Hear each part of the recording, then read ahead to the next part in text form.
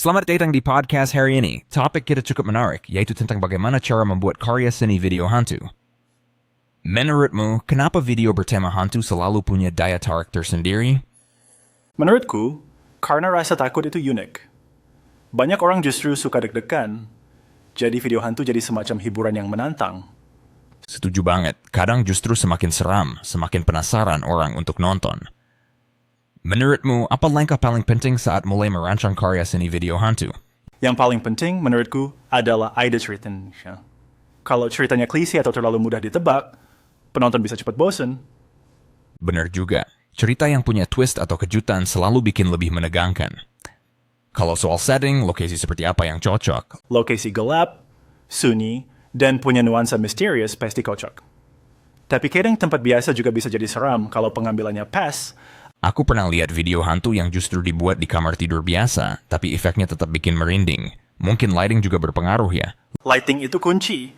Cahaya remang-remang atau kelap-kelip bisa bikin suasana makin mencekam. Kadang, lampu senter doang udah cukup. Jadi, nggak perlu alat mahal ya? Hanya perlu kreatif dengan apa yang ada.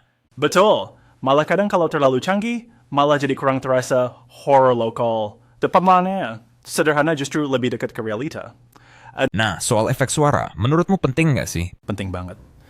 Kadang suara langkah kaki, pintu berderit, atau bisikan pelan justru yang paling bikin bulu kuduk berdiri. Aku setuju. Seringkali suara-suara itu lebih menakutkan daripada penampakannya sendiri. Iya, kadang suara angin aja bisa bikin jantung deg-degan. Kalau menurutmu acting pemerannya penting nggak? Aku rasa penting juga, tapi nggak harus total professional. Asal ekspresi ketakutannya natural, penonton bisa ikut terbawa suasana. Betul. Jangan sampai malah jadi kaku atau lebay. Natural itu kunci biar penonton percaya. Kalau soal editing, ada tips biar suasananya makin hidup? Potongan gambar yang cepat, efek glitch, atau slow motion di saat yang pas bisa bikin suasana makin intens. Kadang juga suara tiba-tiba hilang, terus muncul suara keras, itu bikin kaget ya. Itu teknik jump scare klasik, tapi harus hati-hati jangan terlalu sering, nanti malah jadi bosen. Iya, kalau terlalu banyak jump scare, penonton malah bisa jadi kebal. Aku pernah lihat video yang horornya pelan-pelan, jadi rasa takutnya tumbuh perlahan. Itu justru lebih nempel di kepala. Menurutmu, lebih baik bikin hantu yang kelihatan jelas atau samar-samar aja? Samar-samar. Imajinasi penonton itu lebih kejam dari visual. Kalau terlalu jelas, kadang malah jadi lucu. Setuju, kadang efek makeup sederhana dengan bayangan atau blur justru lebih efektif. Kalau soal naskah, dialognya perlu banyak atau lebih baik minim kata. Menurutku, minim dialog lebih efektif. Biar penonton fokus ke suasana, bukan ke kata-kata. Benar. Kadang keheningan justru bikin suasana makin tegang. Kalau soal originalitas, gimana caranya biar video hantu nggak terkesan meniru karya orang lain? Cari inspirasi dari pengalaman sendiri, atau cerita rakyat sekitar. Lokalitas itu penting. Bikin cerita lebih fresh. Kadang cerita urban legend di desa sendiri malah lebih seram daripada film horror luar negeri. Setuju. Cerita yang dekat dengan kehidupan penonton biasanya lebih mudah bikin mereka takut. Menurutmu, seberapa penting pesan moral dalam video hantu? Penting juga, walaupun nggak semua harus ada. Tapi kalau ada pesan, penonton nggak cuma takut, tapi juga mikir. Misalnya tentang jangan melanggar aturan atau menjaga hubungan dengan sesama. Iya, atau sekadar mengingatkan untuk selalu waspada. Kadang cerita sederhana seperti itu lebih membekas. Ada nggak pengalaman pribadi saat bikin video hantu? Aku pernah. Waktu syuting, lampu tiba-tiba mati sendiri. Semua kru langsung lari. Ternyata cuma MCB turun, tapi tetap aja merinding. Wah, itu malah jadi cerita di balik layar yang seru ya. Kadang proses syuting bisa lebih horor dari hasilnya. Bener. Kadang ide baru malah muncul saat kejadian-kejadian nggak terduga kayak gitu. Kalau soal durasi, video hantu lebih baik singkat atau panjang? Kalau menurutku, singkat lebih efektif. 10 menit udah cukup bikin penonton deg-degan.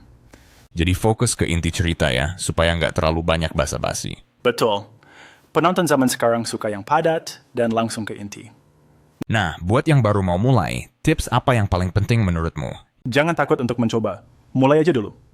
Nggak perlu alat mahal, yang penting niat dan ide. Setuju, kadang hasil yang nggak sempurna justru punya daya tarik sendiri.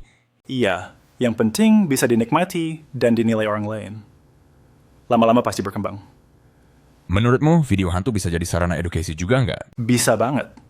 Lewat cerita, kita bisa selipkan pesan sosial atau nilai budaya. Misalnya, lewat kisah hantu penunggu pohon, bisa sekalian ajak orang jaga lingkungan.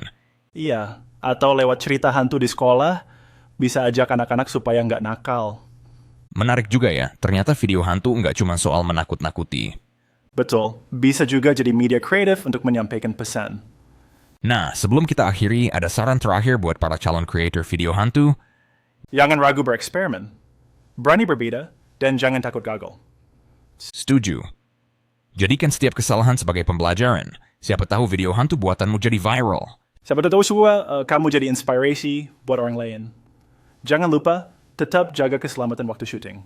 Betul. Baik, itu tadi obrolan kita tentang seni membuat video hantu.